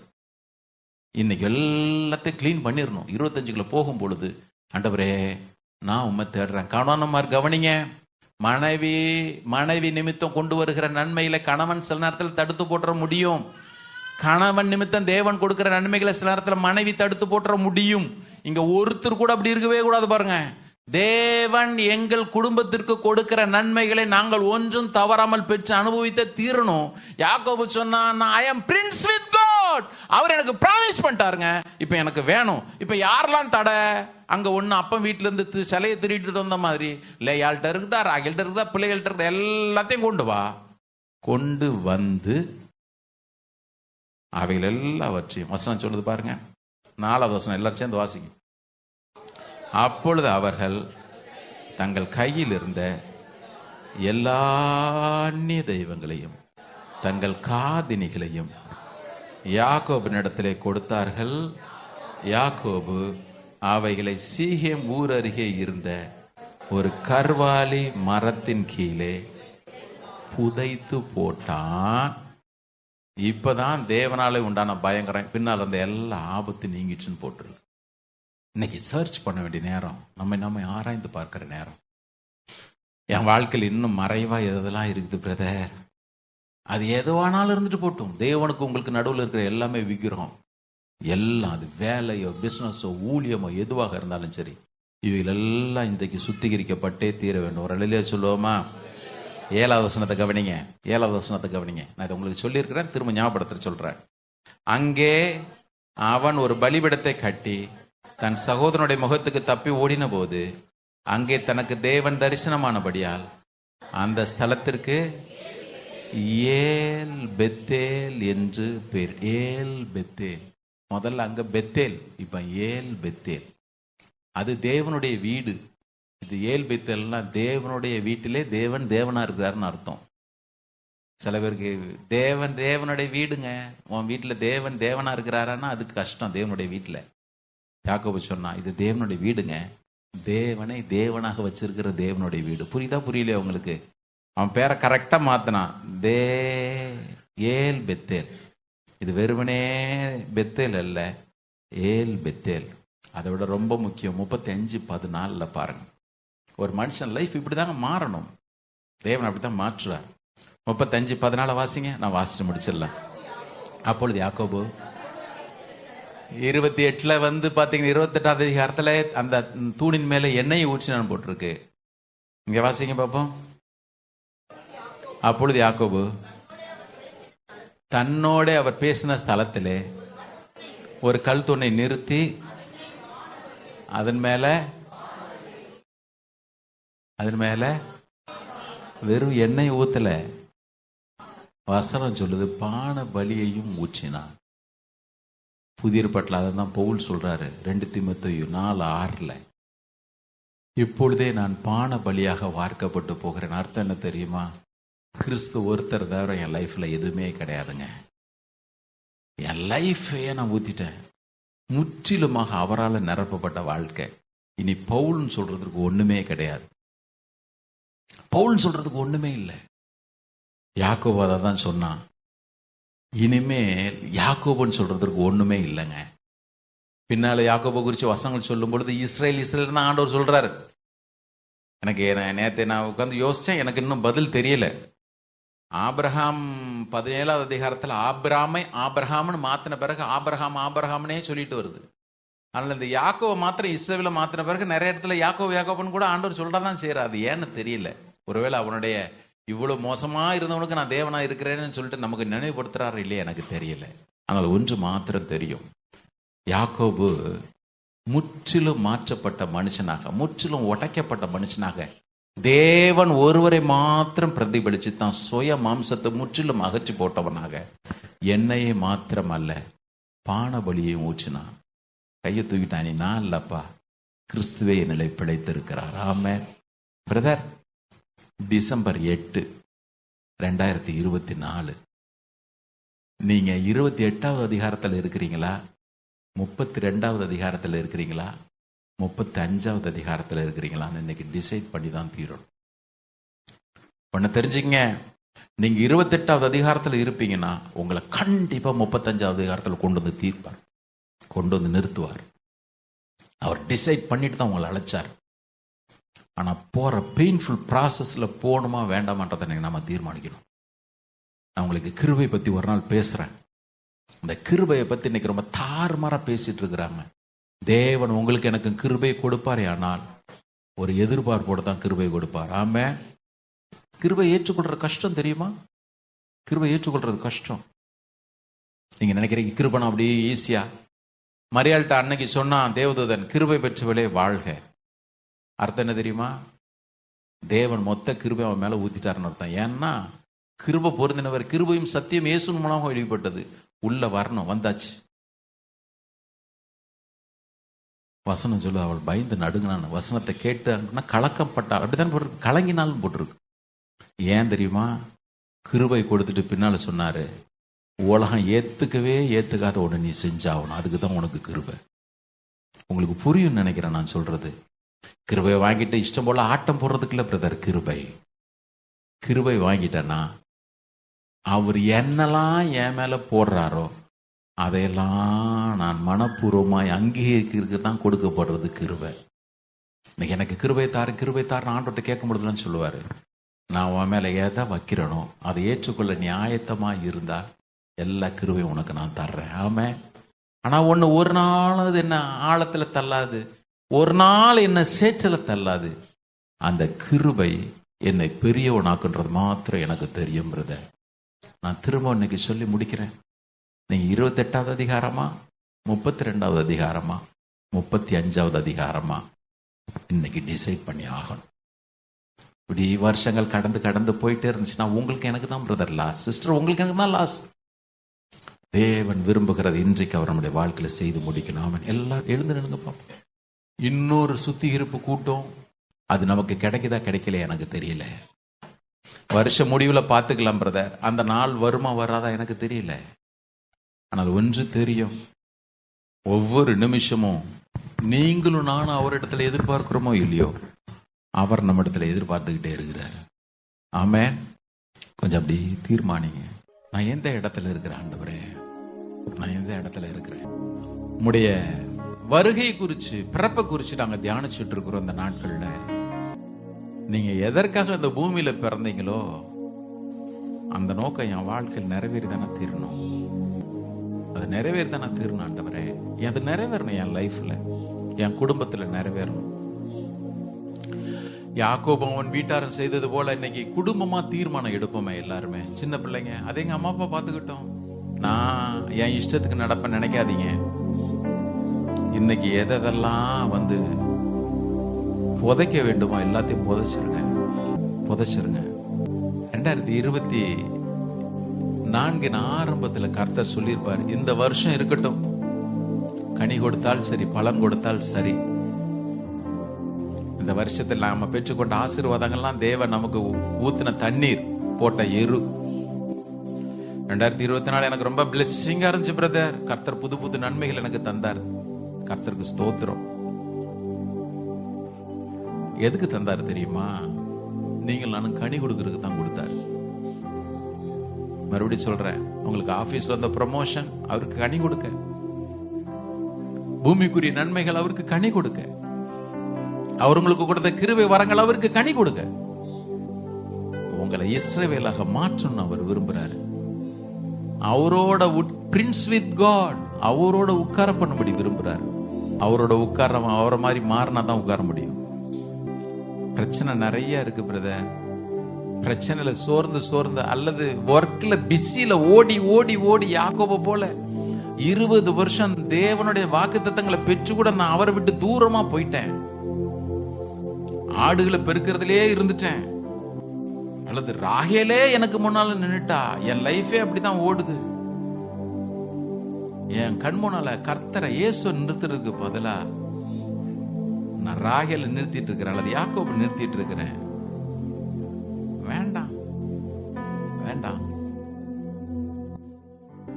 பலிபீடத்தில் என்னை பரனே படைக்கின்றேனே இந்த வேளை, அடியேனை திருச்சித்தம் போல ஆண்டு நடத்திடுமே, அடியேனை திருச்சித்தம் போல ஆண்டு நடத்திடுமே. கல்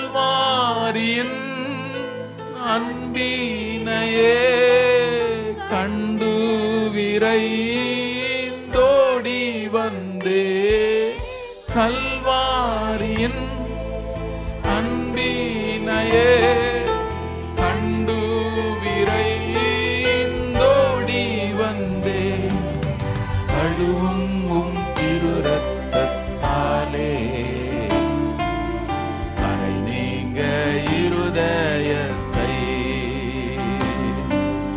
கழுவும் உம் திரு ரத்தத்தாலே கரை நீங்க இருதய சுயம் என்னில் சாம்பலாய் மாற சுயம் என்னில் சாம்பலாய் மாற சுத்தாவியே அனல் மூட்டும் ஜெயம் பெற்று மாமீசம் சாக தேவா அருள் செய்குவே ஜெயம் பெற்று மாமீசம் சாக தேவா அருள் செய்குவே கல்வாரியின் அன்பினையே கண்டு விரைந்தோடி வந்தேன் கல்வாரியின் அன்பினையே கண்டு விரைந்தோடி வந்தேன் கழுவும் திரு ரத்தத்தாலே கரை நீங்க இருதயத்தை கழுவும் திரு ரத்தத்தாலே கரை நீங்க இருதயத்தை நீரன்று என்னாலே பாரில் நீரன்று என்னாலே பாரில் ஏதும் நான் செய்திட இயலே சேர்ப்பீரே வழுவாது என்னை காத்துமக்காய் நீருத்தி சேர்ப்பீரே வழுவாமல் என்னை காத்துமக்காய் நீருத்தி கல்வாரியின் அன்பினையே கண்டு விரைந்தோடி வந்தே கல்வாரியின் அன்பினையே கண்டு விரைந்தோடி வந்தே கழுவும் உம் திரு ரத்தத்தாலே கரை நீங்க இருதயத்தை கழுவும் உம் திரு ரத்தத்தாலே கரை நீங்க இருதயத்தை துதிக்கிறோம் ஆண்டவரே. Thank you Lord. இந்த நாளுக்காக நன்றி. சில நாட்களுக்குள் ஆண்டவரே நாங்கள் இந்த வருஷத்தை நிறைவு செய்ய போறோம். எப்போதும் போல இந்த வருஷம் ஒரு வருஷமா இருந்துடக்கூடாது ஐயா. யாக்கோபை போல நாங்க இருக்கிற நாங்க இஸ்ரவேலாக உருவேற்பட உதவி செய்ய, உருமாற்றம் அடைய உதவி செய்யுங்க ஆண்டவரே. மறுரூபமாக படைக்கிறோம் ஐயா. நிறைய நேரத்தில் நீங்க சொன்னதை மாத்திரமே நாங்க நினைச்சிட்டு இருக்கிறோம். ஆனா நீங்க என்ன எதிர்பார்க்கறீங்கன்றதை நாங்க மறந்துடுறோம் ஆண்டவரே. யாக்கோபனுடைய வாழ்க்கையிலிருந்து சில காரியங்கள் நாங்க கற்றுக்கிட்டோம் ஐயா. பரிசுத்தரே, நீங்க எங்களை உருவாக்குங்க, படைங்க. வார்த்தையின் வாசஸ்தலம் உம்மாலை உருவாக்கப்படுகிற ஒரு சபையா இருக்கு. ஒவ்வொரு குடும்பமாய் ஆண்டவரே, ஒரு குடும்பம் கூட அதுல பின் வைக்க போடக்கூடாது ஐயா. குடும்பமாய் அதுல தங்களை அர்ப்பணிக்க உதவி செய்யும். நிறைய குடும்பங்களை பிள்ளைங்களை மாற்றவே முடியாதுன்னு நினைக்கிறோம், நாங்க நினைக்கிறோம்.